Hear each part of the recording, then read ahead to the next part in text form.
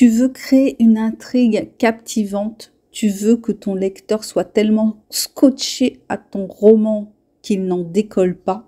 Je vais te donner 3 éléments pour créer une intrigue qui laissera ton lecteur scotché. Déjà, qu'est-ce que c'est qu'une intrigue? Une intrigue, c'est la succession de faits et d'actions qui forment la trame d'une pièce de théâtre, d'un roman ou d'un film. On appelle aussi ça tout simplement un scénario. Premier élément pour créer une intrigue captivante, c'est d'avoir une histoire dont le début ne laisse pas présager de la fin. Ton histoire doit être surprenante. Exemple, Harry Potter. Le petit garçon timide du début, malheureux, maltraité. Il est vraiment difficile d'imaginer qu'il va affronter un jour et vaincre le plus grand sorcier de tous les temps. On va de surprise en surprise. Deuxième élément que tu dois utiliser pour créer une intrigue captivante. Crée un héros ou une héroïne dont on suit l'évolution pas à pas et à laquelle on s'identifie. Et ça peut être une héroïne un peu neuneu. Je pense à qui? Je pense à Bridget Jones et à sa vie amoureuse chaotique. Faites de gaffe. Bridget, elle est drôle. Elle fait parfois des choses absurdes. Elle est naïve à la limite de la stupidité. Mais c'est ce qui fait rire et c'est ce qui la rend attachante. Troisième élément nécessaire pour que ton intrigue soit captivante, ce sont les épreuves, les rebondissements et en fonction du style de ton roman, les surprises. Il y a un outil que tu peux utiliser qui s'appelle la roue de la fortune.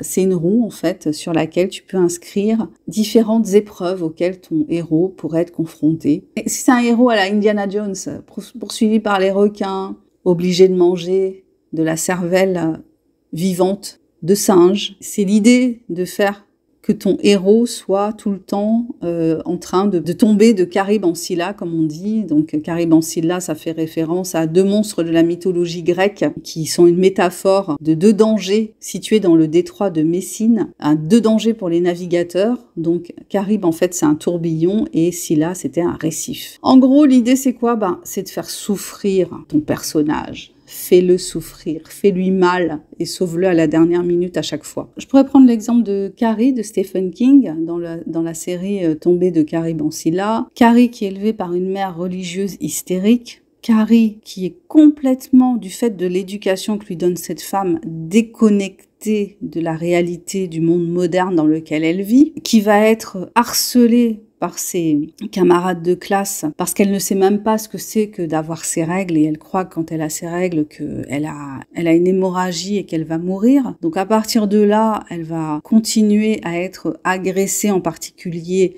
par 2 lycéens. Et puis, de fil en aiguille, le harcèlement se poursuit jusqu'à arriver à un moment où on se dit que ça y est, ça va être la rédemption. Mais en fait, non. C'est là qu'elle est victime d'une machination encore plus importante puisqu'elle est invitée au bal de l'école. Et puis, en fait, le bal s'avère être un piège. À partir de là, c'est l'enfer qui s'incarne sur Terre à travers Carrie. L'idée aussi d'une intrigue puissante, c'est ça. Tu ne fais pas de cadeau à ton personnage, tu lui en fais baver. C'est pas très sympa, mais c'est très efficace. Dis-moi ce que tu en penses en commentaire. Comment toi, tu construis ton intrigue? Autour de quel pilier est-ce que tu construis ton intrigue pour qu'elle retienne l'attention de ton lecteur? Abonne-toi si tu veux avoir d'autres conseils, d'autres idées sur l'écriture de ton roman. Pense à mettre un pouce vers le haut de préférence. Je t'invite à découvrir mes écrits pour voir si je respecte ce que je raconte sur cette chaîne, comment je m'en sors, moi. Bon, pas toujours super bien, mais je fais de mon mieux. Je te propose de découvrir mon nouveau roman qui s'appelle L'amour minimaliste. Alors si tu aimes les romances ou si tu connais des gens qui aiment les romances, n'hésite pas à partager. Je te dis à bientôt pour la prochaine vidéo ou le prochain podcast. Bye bye, ciao ciao.